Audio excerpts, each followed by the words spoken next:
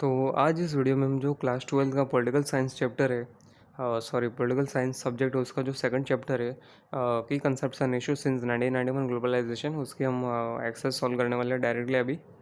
तो सीधा page number जिस एक्सरसाइज का है उधर जाते हैं अभी। तो पेज नंबर 23 पे आपका एक्सरसाइज स्टार्ट हो रहा है।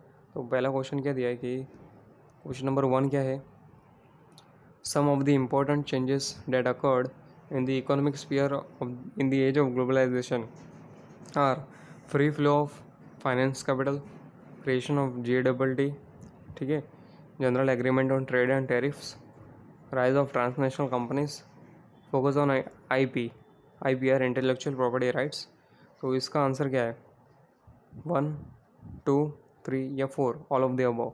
तो इसका आंसर कौन सा है, इसका आंसर सी है, ठीक है, सी।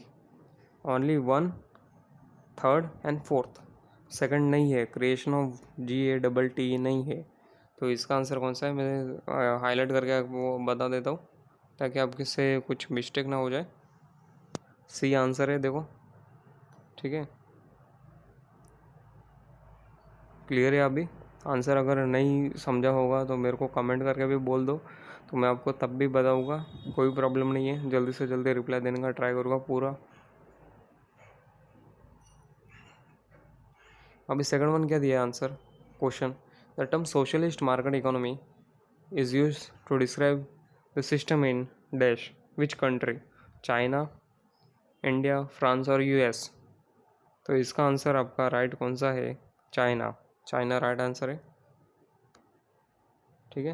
तो चाइना में क्या है, सोशलिस्ट मार्केट इकोनॉमी है। अमेरिका में क्या है, कैपिटलिस्ट मार्केट इकोनॉमी है। इंडिया में क्या है, मिक्स इकोनॉमी है। तो चाइना का सोशलिस्ट मार्केट इकोनॉमी है, ठीक है। ये थोड़ा मैंने ऐसे जनरल नॉलेज दे दिया आपको। इंडिया का मिक्स इकोनॉमी है, अमेरिका का कैपिटलिस्ट मार्केट इकोनॉमी है और चाइना का सोशलिस्ट मार्केट इकोनॉमी है। अभी find the odd one out बताना है हमें। पहला क्या दिया, mobile, second satellite, third internet, fourth क्या दिया है, ग्रामोफोन। तो ग्रामोफोन आपका ऑड वन आउट है, क्योंकि देखो मोबाइल, इंटरनेट, सैटेलाइट ये सब मॉडर्न टेक्नोलॉजी पे काम करते हैं, और जो ग्रामोफोन है वो ट्रेडिशनल है, मतलब ओल्ड टाइम का है। तो ग्रामोफोन का क्या है, मतलब ऐसा रीज़न पूछा नहीं है, लेकिन अगर बाई चांस पूछ ले, नहीं पूछेगा वैसे तो इसका रीज़न क्या है, not functioning on modern technology and the rest 3, mobile, internet and satellite, function on modern technology और are based on modern technology. ये आएगा आपका answer. Find the odd one out का क्या है आपका, ग्रामोफोन। हाईलाइट करके भी बता रहे हो तो, ठीक है, जूम करके बता दिया, आप रॉन्ग होने का चांस ही नहीं है कुछ, या फिर जो आप अगर दिखने में या सुनने में प्रॉब्लम भी होगी नहीं अभी।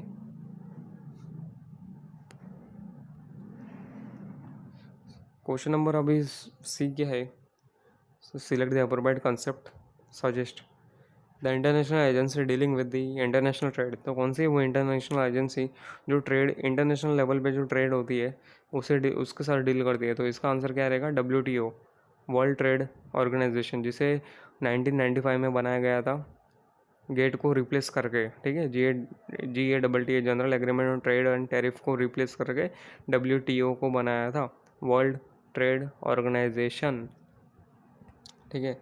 इतना तो स्पेलिंग आपको आता ही होगा, नहीं आता है तो मैं बता देता हूँ, हो सकता है कि इनको नहीं आता होगा।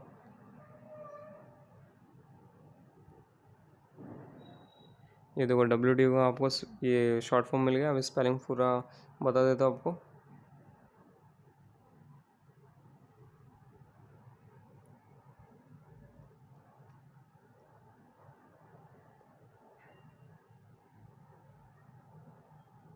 ये देखो पूरा आपको स्पेलिंग दिख रहा है, अभी दिख गया, वर्ल्ड ट्रेड ऑर्गेनाइजेशन का हाईलाइट करके मैं बता रहा हूँ आपको। बस हो गया आपका आंसर।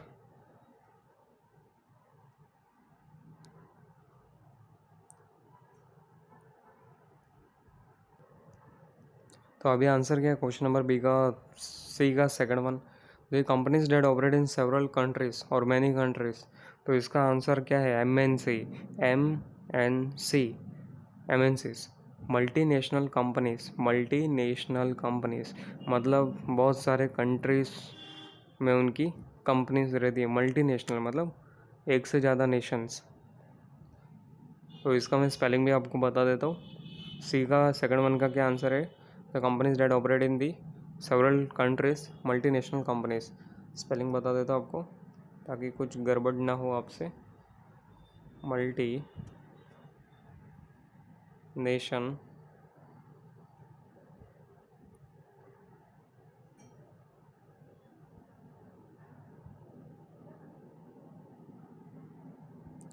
मल्टीनेशनल कंपनीज, ठीक है।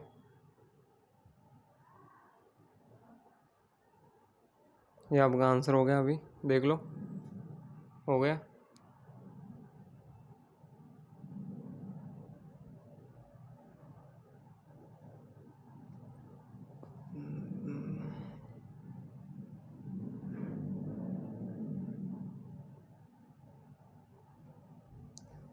ठीक है, या तो ऐसा लिखो या फिर पूरा फुल फॉर्म लिख दो, मल्टीनेशनल कंपनीज, जो भी लिखना है लिखो।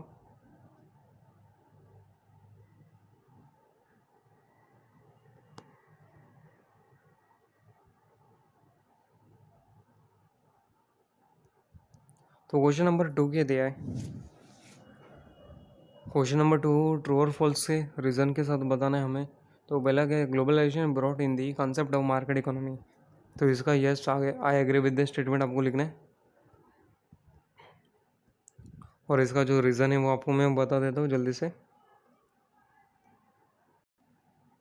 तो इसका ये reason in the air of globalisation there is only market economy, however the nature of the market economy is determined by the country's ideology that China has a socialist market economy and various European nations and American countries like America has capitalist market economy। तो ये answer है आपका, screenshot ले लो इसका जल्दी से आप, तो ले लिया होगा आप। तो सेकंड वन क्या है? Non state actors have become irrelevant in the age of globalisation. तो इसका आंसर क्या रहेगा? फॉल्स। फर्स्ट का क्या है? ट्रू। सेकंड वन का क्या है? ट्रू, नहीं सॉरी, सेकंड वन का क्या है? False. First one true, second one false. Non state actors have become irrelevant in the age of globalisation, false. और इसका मैं रीज़न आपको बता देता हूँ। तो देखो इसका रीज़न मैंने बता दिया, सॉरी ये रीज़न है उसका, उसका आंसर क्या है? फॉल्स है, सेकंड वन फॉल्स है।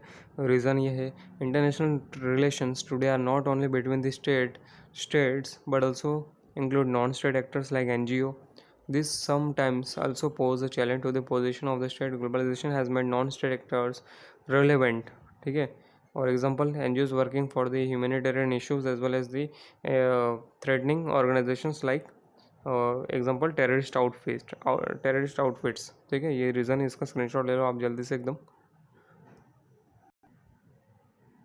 तो क्वेश्चन नंबर 3 क्या दिया है? कोरिलेशन बिटवीन द फॉलोइंग हमें बताना है ग्लोबलाइजेशन और कल्चर के बीच में। तो ग्लोबलाइजेशन और कल्चर के बीच में जो रिलेशन है इसका आंसर अभी बता देता हूँ आपको जल्दी से। तो ये देखो आंसर है, जल्दी से आप स्क्रीनशॉट ले लो इसका। Globalisation refers to the rapid spread of goods and services, technology, information, ideas and culture.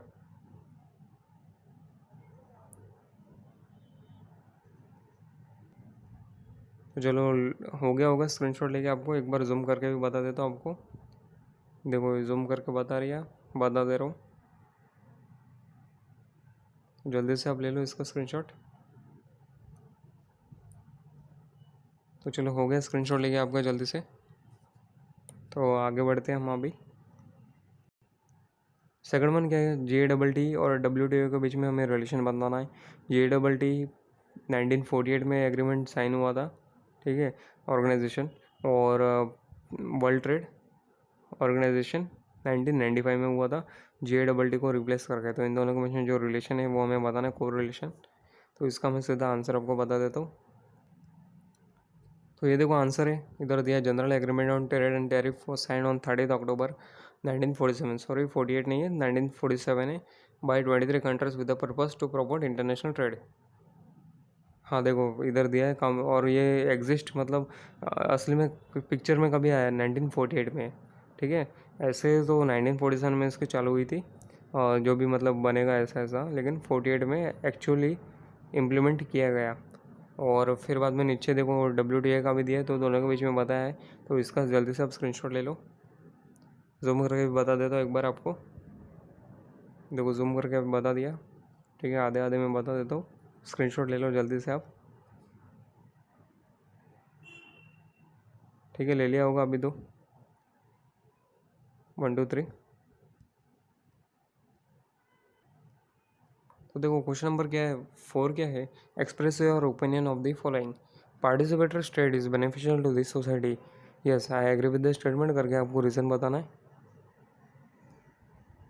क्योंकि देखो पार्टिसिपेटर सिस्टम या फिर पार्टिसिपेटर स्टेट में क्या रहेगा कि हर हर एक सेक्शन से लोग पार्टिसिपेट करेंगे और उनके जो ओपिनियन रहेंगे या फिर उनके जो व्यूज़ रहेंगे या फिर उनके जो डिमांड रहेगी वो गवर्नमेंट के सामने रख सकती है। और लेकिन अगर पार्टिसिपेटर स्टेट नहीं या फिर जो जैसे कि डिक्टेटरशिप है, मतलब ऐसा तानाशाही जैसा, तो हर लोगों की जो आवाज़ है वो नहीं पहुंच पाएगी गवर्नमेंट के पास। ठीक है, या फिर जो लीडर्स रहते हैं उनके पास नहीं पहुंच पाएगी। तो yes I agree with the statement करके आपको रीज़न बता देना, मैं बता देता हूँ आपको आंसर। तो ये देखो आंसर है, उसका रीज़न है, सॉरी ओपिनियन है। तो जल्दी से आप ले लो इसका आंसर और स्क्रीनशॉट लेकर। Participate state advocates more involve forms of citizen participation greater political representation than traditional representative democracy. It goes beyond traditional democracy practices where in decisions are made by majority. ठीक है, यह जल्दी से आप इसका screenshot ले लो, ले लिया होगा अभी फिलहाल। तो अब question number 5, last one, chapter ख़त्म एकदम पूरा। व्हाट आर द पॉजिटिव और नेगेटिव एस्पेक्ट्स ऑफ ग्लोबलाइजेशन। तो इसमें क्या करना है आपको, ग्लोबलाइजेशन के बारे में थोड़ा इंट्रोडक्शन देना है, 3 4 लाइन का कि ग्लोबलाइजेशन क्या होता है, और फिर बाद में उसके जो पॉजिटिव और नेगेटिव एस्पेक्ट्स है वो हमें बताने हैं ग्लोबलाइजेशन के। ठीक है, तो इसका मैं सीधा आंसर आपको बता देता हूँ। तो देखो इधर सीधा आंसर बताया मैंने और इधर, लेकिन थोड़ा ग्लोबलाइजेशन का जो इंट्रो दिया है बहुत ज़्यादा हो गया, तो आप इसको कट शॉर्ट करके 3 6 7 या फिर 4 5 लाइन चलेगा, उतना लिख दो, पूरा का पूरा मत लिखो, ज़्यादा बड़ा लेंदी हो जाएगा आंसर। तो स्क्रीनशॉट ले लो इसका जल्दी से आप। जूम करके भी एक बार बता देता हूँ। देखो इतना बता दिया अभी फिलहाल। इसका ले लो स्क्रीनशॉट 1 2 3। ठीक है, हो गया होगा स्क्रीनशॉट लेके अभी। आप बिकम से 5th पॉइंट तक ले लो जल्दी से आप स्क्रीनशॉट। 1 2 3 4 5 सेकंड, 5 सेकंड हो गए। ठीक है, आगे बढ़ते हैं अभी। चलो ले लिया स्क्रीनशॉट अभी। ठीक है, हो गया स्क्रीनशॉट। अभी जो नेगेटिव एस्पेक्ट्स है वो मैं बता देता हूँ आपको।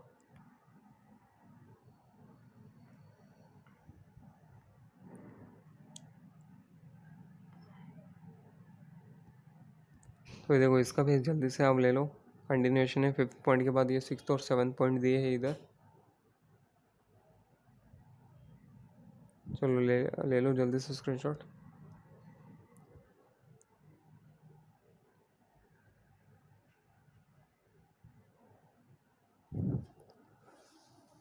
चलो बस चैप्टर ख़त्म आपका पूरा। पॉलिटिकल साइंस के जितनी भी एक्सरसाइज सब सॉल्व हो गई। अगर कुछ डाउट रहेगा तो कमेंट करके पूछ सकते हो, बता दूंगा, जल्दी से ट्राई करूँगा रिप्लाई देने का। और बोर्ड एग्ज़ाम्स के लिए all the best. Thank you.